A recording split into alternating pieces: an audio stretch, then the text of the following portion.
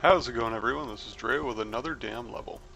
So we're going to continue on with the Necro build that I introduced in the last video. This is going to be a relatively short video. There isn't a whole lot of combos that occur with this particular build. It's more about static damage output than it is about a lot of the combinations that you get with things like the Elementalist.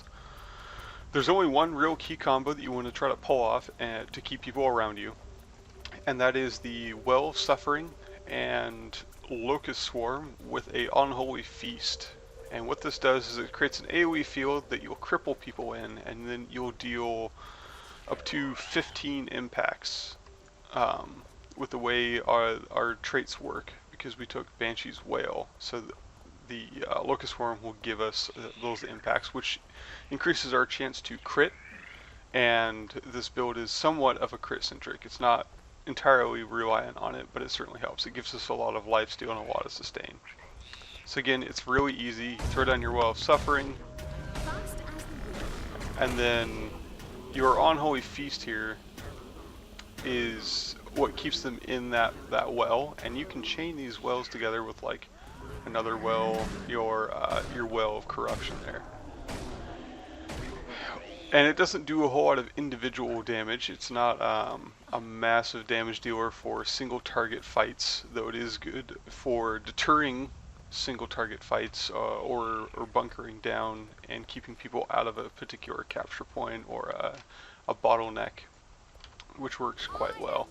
That's really the only combo that you really have to look out for. This particular build doesn't actually have any combo finishers in it. There's no blasts, there's no leaps, nothing like that. While your utility skills here do have combo fields, like Combo Field Dark, I believe is what they all have. Yeah. So you'll be aiding other people in adding conditions depending on the finisher that they use to lifesteal. I believe the projectile finisher for Dark Field is lifesteal. So you'll be helping your teammates. So as you use this build, you can place your wells in front of your allies if you're at range or not quite in the fight, to produce all kinds of interesting effects. This build works really well with like a ranger, a bow ranger, or a hambo warrior. You can get a lot of different combos set up with those guys and have some pretty devastating effects. But as far as combos go, just for yourself, there really isn't any that you have off these particular fields. So again, it was going to be a really short video, but I did say I would come out with another video on this and explain some of the things that could tend to go on. For rotations, this build is pretty much all situational. You have your 3 wells. Your first one converts conditions on you and your allies into boons. The second one does the opposite and turns boons on your foes into conditions. And then Well of Suffering is vulnerability and straight up damage. Knowing where to lay those down becomes the key part of this build, because they have a relatively long cooldown compared to some of the other skills in the game, so you have to really know your placement and know where the fight's going to go, not necessarily where it is. And as far as the rotations for your weapon skills, really the key to this is to use them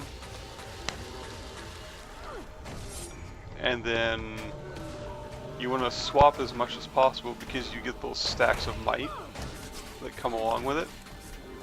So as soon as you can switch, you want to, but you always want to try to do your spam, your 1, the most in Axe, because that has the most damage on it.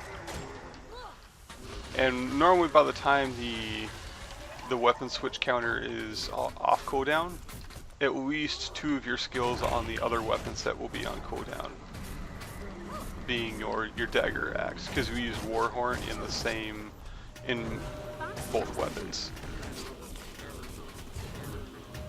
The Warhorn, the Wail of Doom here, is one of your key disables, and it's one of those things where you really want to keep it up until you know you really need it. Like, you want to prevent the Guardian's Greatsword spin I don't remember what it's called, when they start spinning, they send out projectiles. That hurts quite a lot. So you wanna be able to interrupt that with a Whale of Doom, which dazes for 2 seconds, and it will interrupt the current skill that they're using. So it's all pretty contextual with this build. The idea is that you want to be able to bunker points, like you want to be able to hold down the fort for as long as possible, and really just keep things off your back, which is where your wells come in. Another note on rotations is you see how I just used all of my wells in one go there? You really don't want to do that. The damage stack is very, very minimal when you do that, and if you stack them on top of each other, most of your field control goes out the door, because now 2 of your larger effects are on cooldown. So you want to stagger out your wells for exactly when you need them, and you want to try to cover a large area with them, so and stay within the area that they've been laid down, because that'll give you a field in wherever you're fighting to where you have the most beneficial effect. So if they want to come fight you, they're going to start losing their boons. You know, the conditions they give you are going to turn into boons, and they're going to take a reasonable amount of damage and start getting stacks of vulnerability. So you want to try to put them out there, and I try for like a triangle formation.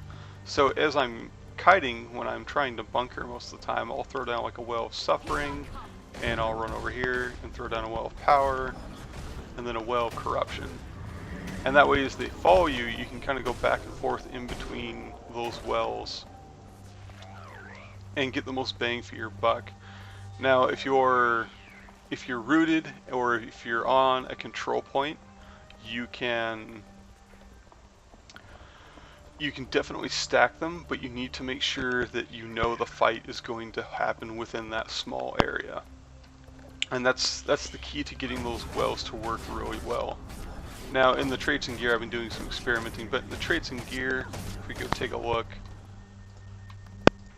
I'll reset all my traits. Well, there we go. But if we come in here and we look for, we've taken Ritual Masteries, but I'm looking, we've taken the one that makes it so we can